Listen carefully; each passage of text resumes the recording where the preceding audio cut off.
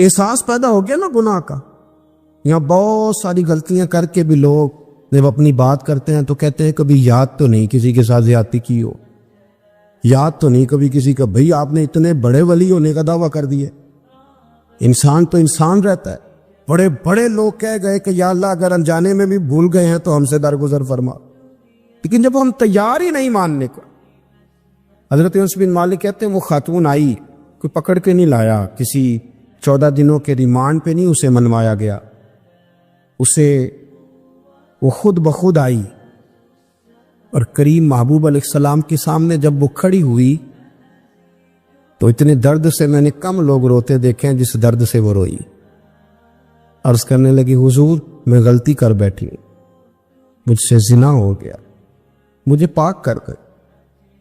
تو محبوب کریم علیہ السلام نے فرمایا تو کیسے ثابت کرے گی تو نے گناہ کیا؟ یعنی مجرم کو ثابت کرنا پڑ رہا ہے کہ میں گناہ گار. یہ وہ کمال ہے کہ انسانوں کو احساس ہونے لگے کہ یہاں ہم غلط ہیں. جب اعتراف جرم ہوتا ہے, جب بیماری کی تشخیص ہوتی ہے تو پھر اس کا علاج بھی ہو جاتا ہے. حضرت انس بن مالک کہتے ہیں وہ عرض کرنے لگی حضور میرے پیٹ میں ناجائز بچہ ہے. حضور نے فرمایا جا جب بچہ پیدا ہو تو پھر آنا. وہ 8 ماہ کے بعد آئی تو اس کی گود میں پھول سا بچہ تھا. حضور نے فرمایا واپس جا, جب روٹی کھانے لگ جائے تو پھر آنا. وہ 2 سال 2.25 سال دودھ پلاتی رہی. پھر جب آئی تو بچے کے ہاتھ میں روٹی کا ٹکڑا تھا. کریم محبوب صلی اللہ تعالی علیہ وسلم سے آ کے جب اس نے بات کی تو وہ درد سے روئی, کہنے لگی یا رسول اللہ 3 سال ہونے کو ہیں, میں نے گناہ کیا ہے, میں ساری رات سو نہیں پاتی. حضور تڑپتی, اگر اس حال میں مر گئی تو اپنے رب کو کیا منہ دکھاؤں, مجھے پاک کر دے, میرے حال پہ رحم فرمائے. محبوب کریم صلی اللہ علیہ وسلم نے بچہ ایک صحابی کو دیا, فرما بچوں کی طرح پالنا, اور کہا اسے لے جاؤ, پتھر مار مار کے اسے سنسار کر دو. صحابہ کہتے ہیں اسے پتھر لگ رہے تھے اور حضور بے چینی کے ساتھ ٹہل رہے. آ کے خبر دی حضور وہ تو وصال کر گئی, انتقال ہو گیا. فرمایا یہاں تک تو بات اس کی تھی. حضرت انس بن مالک کہتے اب محبوب کریم نے صحابیات سے فرمایا اسے غسل دو, کفن پہناؤ, جنازہ تیار ہو جائے تو مجھے خبر کر لو.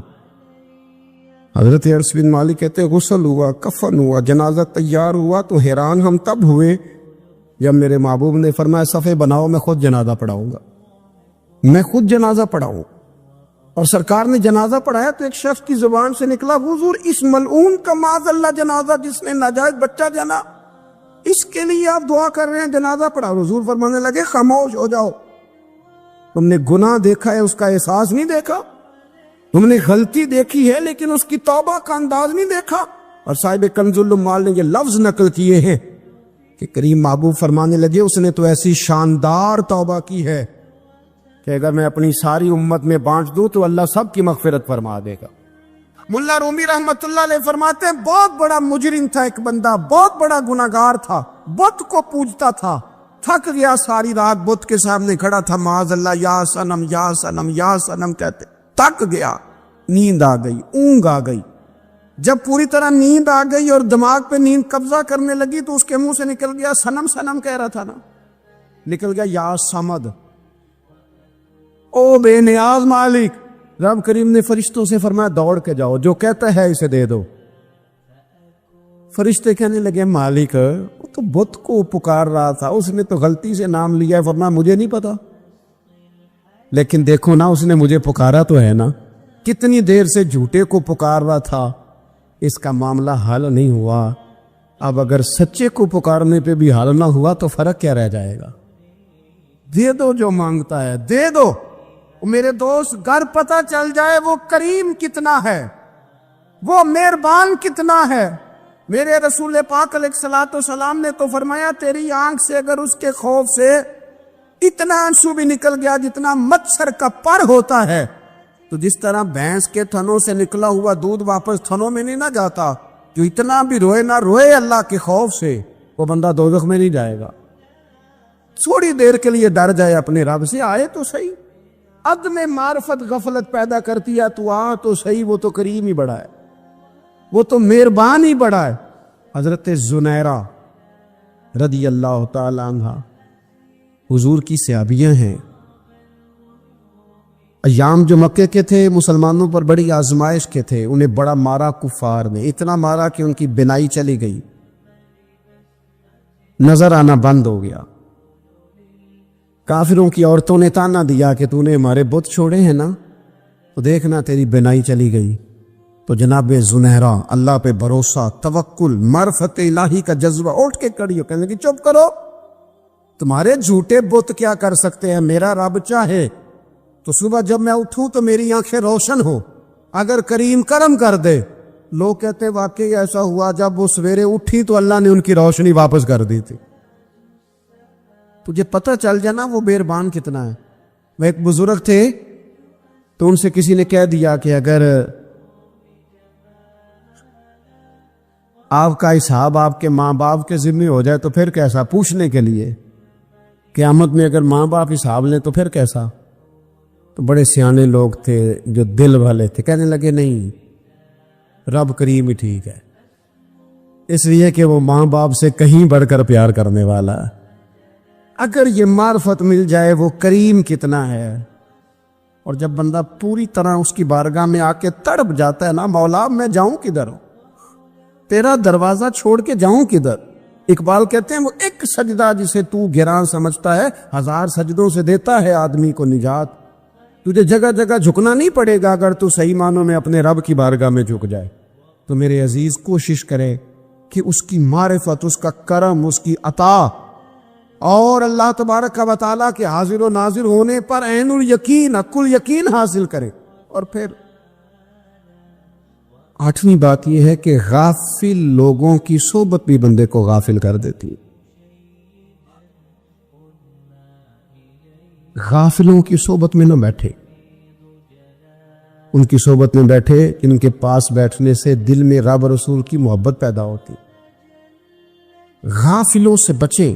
چنگیاں دے لڑ لگی ساں تے چولی چ پھل پئے، تے جدوں میں پیڑیاں دے سنگ رل گئی تے میرے اگلے بھی ڈول گئے. برے آدمی کی صحبت بندے کو غافل کر دے. غافلوں کی صحبت میں کبھی نہ بیٹھے، کبھی نہیں. غافل آدمی آپ کو غافل کر دے گا. میرے نبی پاک علیہ الصلوۃ والسلام نے فرمایا انسان اپنے دوست کے مذہب پر ہوتا ہے.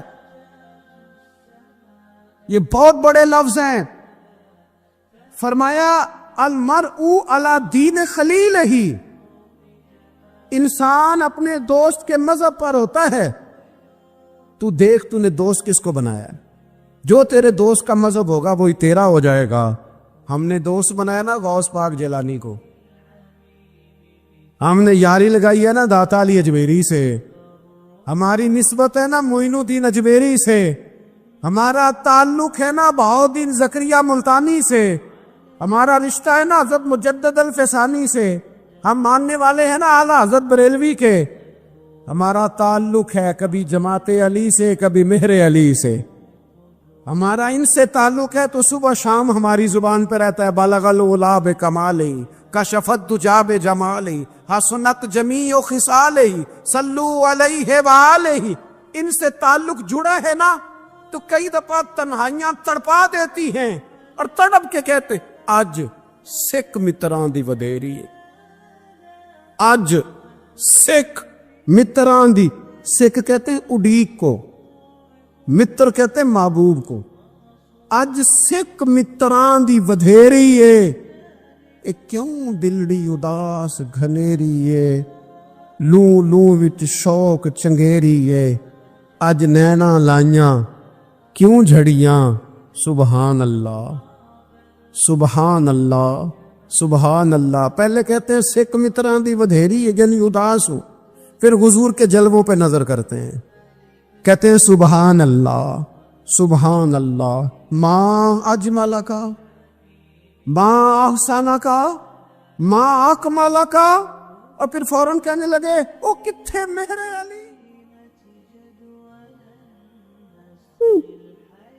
مہر علی تے کتھے تیری سنا.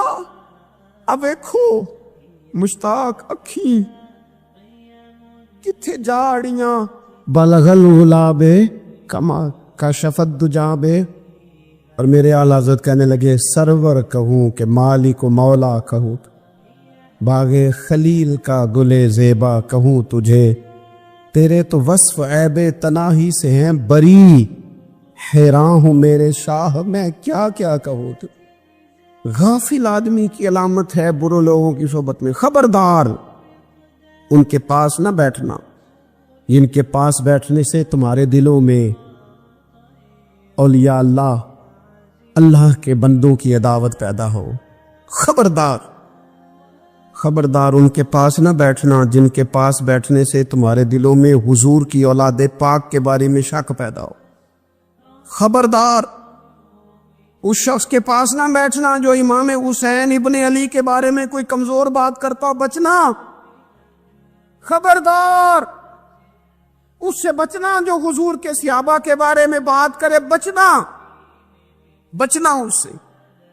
یہ سیدنا ابو بکر صدیق کے بارے میں کوئی دیکھو کیا مقدر ہے صدیق و فاروق کے، جن کے گھر ہی رحمتوں کے خزینے میں، بھلا کیا کہا نبی پاک؟ حضور نے فرمایا میرے اوپر جس نے نیکی کی تھی بدلہ دے دیا ہے۔ یہ جو میرے ابو بکر صدیق ہے نا، ان کو میں اللہ کی بارگاہ میں لے جاؤں گا، کہوں گا مالک تو ہی بدلہ عطا فرما۔ ایک ہاتھ میں جناب صدیق کا ہاتھ پکڑا، ایک میں حضرت عمر کا ہاتھ پکڑا، اور حضور مسجد نبوی سے باہر آ رہے ہیں۔ دیکھنے والے کی زبان سے بے ساختہ سبحان اللہ نکل گیا، کیا شان ہے، کیا مقدر ہے۔ تو حضور علیہ السلام رک گئے، اور روک کے فرمایا تو حیران ہو رہا ہے نا، تو حیران ہو رہا ہے نا کہ میں نے ایک ہاتھ میں ابو بکر کو پکڑا ہے، ایک میں عمر کو پکڑا ہے۔ فرمایا قیامت میں جب میری قبر کھلے گی تو میں اسی طرح قبر سے نکلوں گا، اس طرح میدان محشر میں آؤں گا۔ خبردار حضور وفاداروں کے وفادار رہنا، ان کے وفادار رہنا، ان کے وفادار رہنا۔ بڑا عجیب دور آیا ہے، ہم نے یہ دور دیکھا ہے کہ لوگ حضور کے صحابہ کے بارے میں بھی بات کریں گے، اب نبی پاک کی اولاد پاک کے بارے کو بھی ڈسکس کیا جائے گا۔ اپنا منہ تو دیکھ، اپنی حیثیت دیکھ، اور پھر وہ بندے دیکھ جن کو اللہ نے چن کے اپنے محبوب کی غلامی کے لیے حضور کے قریب بٹھایا ہے۔ تو بچنا ایسے لوگوں سے، پرہیز کرنا، خبردار عقیدہ ستھرا رکھنا، عقیدہ ستھرا رکھنا، صاف رہنا، پاکیزہ رہنا، غافلوں کی صحبت سے بچنا۔ بڑا ڈرتے ہیں اللہ سے، دعائیں مانگتے ہیں یا اللہ نسلوں میں بھی وہی بندے پیدا فرما جو عقیدے پکے رکھنے والے ہو، وہ بندے پیدا فرما ہماری نسلوں میں۔ ایک وہ بندہ بھی غافل ہو جاتا ہے جو امیدیں لمبی لگا لیتا ہے، جن کے منصوبوں میں دولت بھی ہوتی ہے، گھر بھی ہوتا ہے، اولاد کا بڑا ہونا بھی ہوتا ہے، پوتے پوتیاں نواسے نواسیاں دیکھنا بھی ہوتا ہے، یہاں بھی گھر وہاں بھی گھر، یہ سیر، یہ سارا کچھ ہوتا ہے، لیکن رب کی بارگاہ میں پیش ہونا جن کے پیش نظر نہیں ہوتا۔ لمبی امیدیں۔ حضرت مولا علی شیر خدا فرمایا کرتے تھے میں تم پر دو باتوں کا خوف کھاتا ہوں، جو ڈر آتا ہے، ایک یہ کہ تم خواہش کی پیروی کرو گے، جو نفس کی خواہش ہوگی اس کے پیچھے لگ جاؤ گے، اور ایک تم لمبی لمبی امیدیں باندھو گے، اتنے سال جینا ہے، اتنے 100 سال جینا، یہ کرنا ہے، وہ کرنا ہے۔ منصوبہ بندی کرے مستقبل کے لیے، وہ بری نہیں، لیکن تیاری رکھے، تیاری رکھے، اس بات کا بھی خیال رکھے کہ اللہ کی بارگاہ میں حاضر ہونا۔ یہ غفلت کی چیزیں ہیں جو بندے کو غافل کر دیتی ہیں۔ جو لوگ اللہ کا ذکر نہیں کرتے وہ بھی غافل ہو جاتے ہیں، اور جو فضول باتیں زیادہ کرتے ہیں نا، ہنستے زیادہ ہیں۔ فَلْيَضْحَكُوا قَلِيلًا وَلْيَبْكُوا كَثِيرًا، قرآن کہتا ہے زیادہ رویا کرو، کم ہنسا کرو۔ نبی پاک علیہ الصلوۃ والسلام سے پوچھا تھا حضرت عقبہ بن عامر نے کہ یا رسول اللہ نجات کس چیز میں ہے؟ تو نبی پاک علیہ الصلوۃ والسلام نے فرمایا ایک تو اپنی زبان قابو میں رکھو، دوسرا فرمایا اپنے گھر میں ٹھہرے رہو، تمہارا گھر تمہارے لیے کافی ہو، فضول نہ نکلو گھر سے، اور تیسرا فرمایا اپنی خطاؤں پہ رویا کرو۔ کثرت کلام اور فضول کلام اور بلا وجہ یہ بندے کو غافل کرتا ہے، دل کو سخت کرتا ہے۔ یہ چند چیزیں ہیں جو انسان کو غفلت میں ڈالتی۔ اپنے آپ کو ان چیزوں سے بچائیں اور غفلت کو توڑے۔ آپ کے ذمے، میرے ذمے جو حقوق و لباد ہیں ان کا پتہ کریں، جو اللہ رسول کے حقوق ہیں ان کی خبر دیکھیں، ہماری جو ذمہ داریاں ہیں ہم کس طرح انجام دے رہے ہیں اس پر توجہ کریں، اپنے معاملات کو ٹھیک کریں. ہم انسان ہیں، کوتاہیاں تو رہ جائیں گی، لیکن جب کوشش کریں گے تو پھر رب تعالیٰ مدد بھی فرمائے گا. ایک بات اور کرنی ہے، ایک تو میں نے عرض کیا غفلت کو توڑنا، ایک دوسری بات قرآن مجید کا ایک سبق اور. جب غفلت توڑنی ہے تو پھر لازمی طور پر ایک کام کرنا پڑے گا. میں نے یہ عرض کیا تھا کہ پلاننگ نہیں کرنی، فیصلہ کرنا ہے. تو فیصلہ کرنا ہے تو کرنا کیا ہے؟ پھر قرآن حکیم نے سورہ بقرہ میں کہا فاستبقوا الخیرات، یعنی تم نیکیوں کی طرف دوڑو، جلدی جلدی نیکیاں کرو، فٹافٹ، دیر نہ کرو. فٹافٹ سے مراد یہ نہیں کہ نیکی جلدی جلدی کر جاؤ، یعنی ٹال مٹول نہ کرو خیر کے کام میں. کل کریں گے، پرسوں کریں گے، عمرہ کر رہے ہیں پھر نیکی ہیں، حج کر رہے ہیں پھر نیکی ہیں، بچے بیال ہوں پھر میں نیک ہوں. یہ تھوڑا سا یہ کام ٹال مٹ، فاستبقوا الخیرات، نیکیوں کی طرف دوڑو، جلدی کرو، بھاگو. نبی پاک صلی اللہ تعالی علیہ وسلم نے فرمایا 5 چیزوں کو 5 چیزوں سے پہلے غنیمت جانو. حضور علیہ الصلوۃ والسلام فرمانے لگے ایک تو تم جوانی کو نہ بڑھاپا آنے سے پہلے پہلے غنیمت سمجھ لو. نبی کریم صلی اللہ تعالی علیہ وآلہ وسلم ارشاد فرمانے لگے کہ اپنی صحت کو غنیمت جان لو، بیماری آنے سے پہلے پہلے. پھر حضور علیہ الصلوۃ والسلام فرمانے لگے اگر اللہ نے تمہیں مال دیا ہے، وسعت دی ہے، تو نیکی کر لو، خرچ کر لو اللہ کے راستے. خدا نہ خواستہ تم پر غریبی آ جائے. اور پھر حضور سید عالم صلی اللہ تعالی علیہ وسلم فرمانے لگے اگر تمہیں اللہ نے کچھ فراغت دی ہے، بہت زیادہ مصروف نہیں ہو، تو غنیمت جان لو، جلدی سے نیکی کر لو قبل اس کے کہ تم مشغول ہو جاؤ. اور 5ویں بات حضور نے بیان کی، فرمایا زندگی کو غنیمت جانو، موت آنے سے پہلے پہلے جلدی سے نیکی کر لو. نیکی کے لیے ساری زندگی منصوبہ بندی نہ کرتے رہو، نیکی کے لیے. دیکھو نا ہماری زندگی میں یہاں دنیا میں رہ کے چند منٹوں میں وہ نیکی کی جا سکتی ہے جو قیامت کے بعد صدیوں کا ہمارا فائدہ کرے، صدیوں کا فائدہ کرے. کرتے نہیں، پلاننگ کر رہے ہیں، منصوبہ بندی کر رہے ہیں، بس تیاری کر رہے ہیں، بس حضرت آپ دعا کر دیں، اللہ تعالیٰ دعائیں بھی قبول فرمانے والا. لیکن جو نیکی نصیب ہوتی ہے اسے جلدی سے کر گزرے، اسے فٹافٹ کریں. میں ایک گاؤں میں گیا، اب تو خیر وہ دور نہیں رہا، یہ 10-15 سال 20 سال پہلے نا جو نوجوانوں کی مصروفیات ہوتی تھیں ان میں سے ایک مصروفیت یہ ہوتی تھی کہ گندم لے کے چکی پہ جانا ہے، آٹا پسوا کے لانا ہے. یہ ایک بڑی، چونکہ سبھی گھروں کے اندر سال کے لیے گندم سٹاک کر لی جاتی تھی، تو گندم لے کے جانا یہ ایک ڈیوٹی ہوتی تھی. ایک نوجوان ایک گاؤں میں، اس کی مجھے تعریف سننے کو ملی.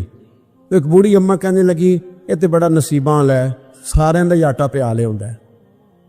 اور آتے جاتے پوچھ لیتا ہے کہ اماں کوئی، کہنے لگی میرے بچے باہر ہوتے ہیں، یہ مجھے دوائی بھی لا دیتا ہے شوگر کی، میں مریضہ ہوں.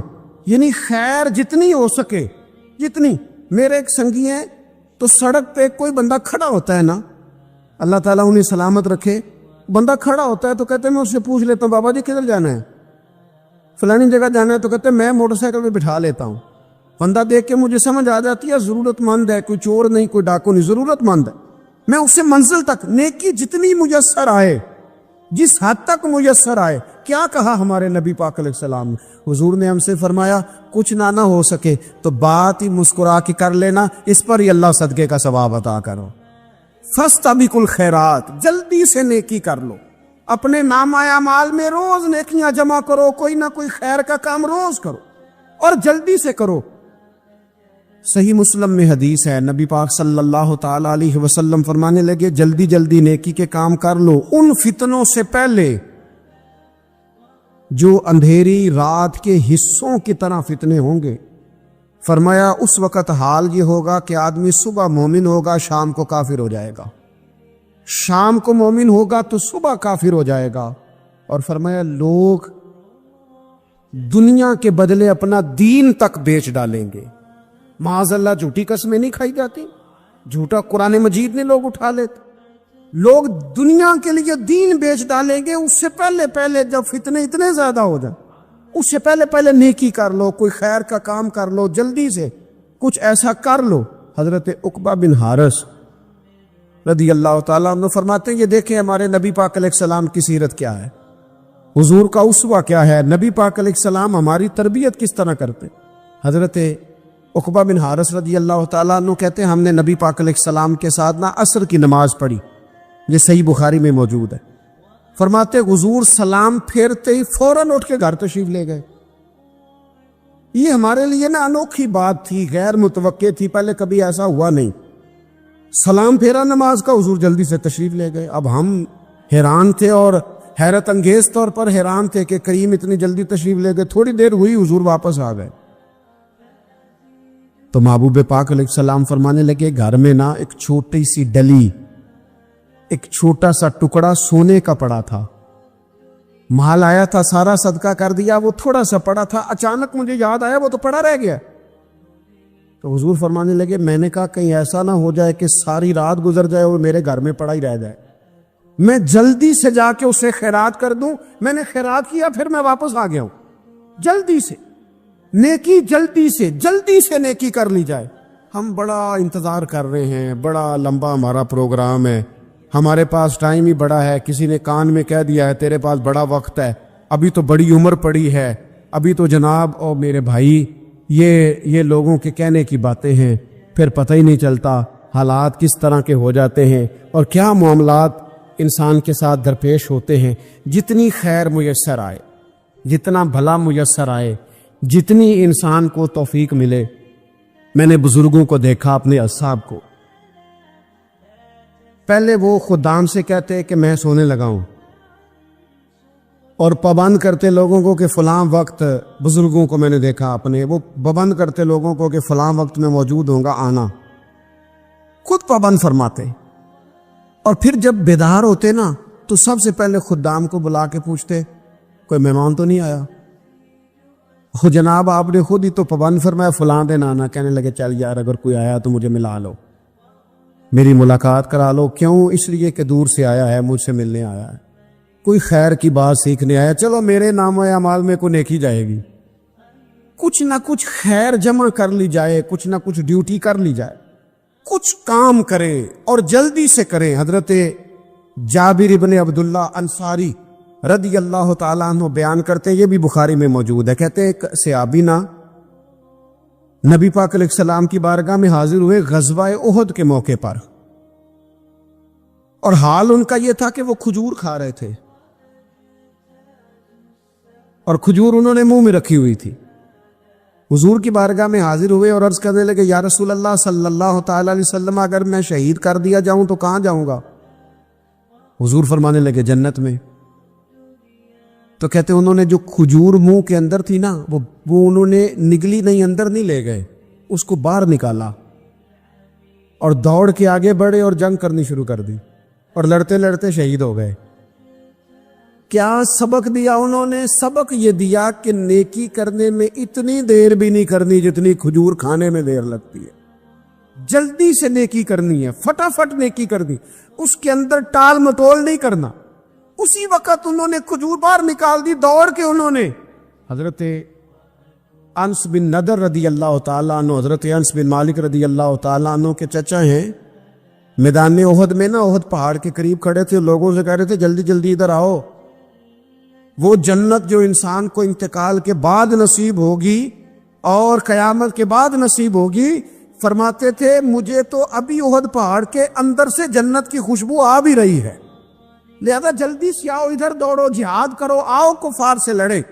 تو نیکی میں دیر نہیں کرنی، جو نیکی میسر آتی ہے، جس کو میسر، ماں باپ میسر ہیں تو خدمت کر لیں، اہل خانہ ہیں تو حسن سلوک کر لیں، اللہ نے اولاد دی ہے تو اچھی تربیت کر لیں، دوست ہیں تو خیر خواہی کر لیں، اگر آپ کو اللہ رمضان عطا کرتا ہے تو زیادہ سے زیادہ اس کی عبادت کر لیں، اگر نظر ٹھیک ہے تو تلاوت زیادہ سے زیادہ کر لیں، زبان چلتی ہے تو رج رج کے مدینے والے محبوب پہ درود و سلام پڑھ لیں، اللہ تعالیٰ کا ذکر کر لیں، جلدی سے خیر جمع کریں، اپنے وقت کو ضائع نہ کریں۔ یہ آج کا سبق ہے۔ ایک تو ہم نے فیصلہ کرنا ہے کہ بس غفلت نہیں، اب غفلت اب انشاءاللہ اللہ اللہ کرنی ہے، اب کوئی خیر کا کام کرنا ہے۔ میرے حضرت کا ایک جملہ کبھی نہیں بھولنا، فرمایا کرتے تھے زمین کے اوپر کام، نیچے جا کے آرام۔ یہ چھوڑ دیں اتنے گھنٹے سونا ہے تو یہ کرنا ہے تو میری نیند میں دخل کوئی نہ ڈالے، پھر سوتے ہی رہ جائیں گے، سوتے ہی رہ جائیں۔ زمین کے اوپر کام اور نیچے جا کے جاگنا ہے جاگ لے افلاک کے سائے تلے، پھر حشر تک سوتا رہے گا خاک کے سائے تلے۔ اب جاگ لے افلاک کے سائے کے نیچے، جاگ، کھول آنکھیں، ہر وقت کا سونا، ہر وقت سونا، ہر وقت جو ہے اپنے آرام کی فکر کرنا، اس سے نکل آئیں اور اچھا کھانا اور اچھا پہننا اور بس اپنی مرضی کی زندگی من چاہی جینا، اس سے باہر آئیں، فیصلہ کریں، فیصلہ کہ اب غفلت نہیں کرنی۔ اگر اللہ نے کوئی صلاحیت دی ہے تو اسے دین کے کام پہ لگانا، کوئی ڈیوٹی کرنی ہے، کوئی خدمت کرنی ہے۔ دیکھو خدمتیں ہو رہی ہیں، صدیق اکبر مال دے رہے ہیں، عثمان غنی مال دے رہے ہیں، مولا علی نے تلوار پکڑی ہے، میدان میں جا رہے ہیں، فاروق اعظم گلی گلی نگر نگر رسول اللہ کے دین کی پہرے داری کر رہے ہیں، حضرت جناب سیدنا سلمان فارسی ابو ذر غفاری حضور کی مسجد میں جھاڑو دے رہے ہیں، اور بلال حبشی وہ نبی پاک کی مسجد میں اذان پڑھتے پڑھتے پڑھتے پڑھتے رب نے اتنا عروج فرمایا کہ کعبے کی چھت پہ کھڑے ہو کے بھی اذان پڑھنی شروع، انہوں نے اذان دے دی۔ تو کوئی کام کرنا ہے، غفلت کو توڑنا ہے اور نیکی کرنی ہے ذرا جلدی جلدی۔ اور قرب الہی کے معاملات تک کو جو چیزیں نقصان پہنچاتی ہیں ان میں ایک بڑی چیز غفلت ہے۔ ایک لفظ ہوتا ہے جو ہمیں اکثر سننے کو ملتا ہے کہ آپ کی توجہ نہیں ہے۔ یہ ڈھیر سارے لوگوں کا مطالبہ ہوتا ہے، اہل خانہ بھی مطالبہ کرتے ہیں، کئی موقع پر والدین بھی مطالبہ کرتے ہیں، غرباء بھی مطالبہ کرتے ہیں کہ امیروں کی ہماری طرف توجہ نہیں ہے۔ اور یہ بڑی لازمی سی بات ہے کہ کسی چیز پر جب توجہ رہتی ہے تو وہ چیز بہتر ہو جاتی ہے، اور جب عدم توجہی کا لوگ مظاہرہ کرتے ہیں تو وہ معاملہ خراب ہو جاتا ہے۔ یہ جو عدم توجہ ہے اسی کو غفلت کہتے ہیں، اور جب انسان کے مزاج پر غفلت طاری ہوتی ہے اور غفلت اس پر پوری طرح غلبہ کر لیتی ہے تو پھر اس کی زرخیز زمین کو وہ بنجر کرتی ہے۔ غفلت انسانی دل کے لیے بڑی نقصان دہ چیز ہے اور انتہائی تکلیف اور ضرر کا باعث ہے۔ دلوں پر جو قحط نازل ہوتا ہے، قحط، ویران ہو جاتے ہیں دل، اور جو دلوں پر خشکی نازل ہوتی ہے کہ طبیعتیں خشک ہو جاتی ہیں، یہ غفلت کی وجہ سے ہوتی۔ جو لوگ غافل ہو جاتے ہیں نا، اپنے معاملات کا دھیان نہیں رکھتے، دیکھیں نا، آپ کو کھانا کھاتے بھی غافل نہیں ہونا چاہیے۔ اگر کھانا بھی غیر معتدل کھا لیا جائے تو وہ انسان کی طبیعت کے لیے باعث ضرر بن جاتا ہے، نقصان کا باعث بنتا ہے۔ بات کرتے ہوئے بھی غافل نہیں ہونا چاہیے، کئی دفعہ جملے ایسے نکل جاتے ہیں جو انسان کے لیے پھر شرمندگی کا باعث بنتے ہیں۔ انسان کو غافل ہو کر کوئی کام نہیں کرنا چاہیے، غافل ہو کر، مدہوش اور بے ہوش ہو کر نہیں۔ غفلت دل کو ویران کرتی ہے، طبیعت میں خشکی لاتی ہے۔ غافل کبھی نہ بنے۔ قرآن مجید فرقان حمید نے ارشاد فرمایا کہ اقترب للناس حسابہم، فرمایا لوگوں کے حساب کا وقت قریب آ گیا، وہم فی غفلت معرضون، اور وہ ابھی بھی غفلت میں منہ پھیرے ہوئے ہیں۔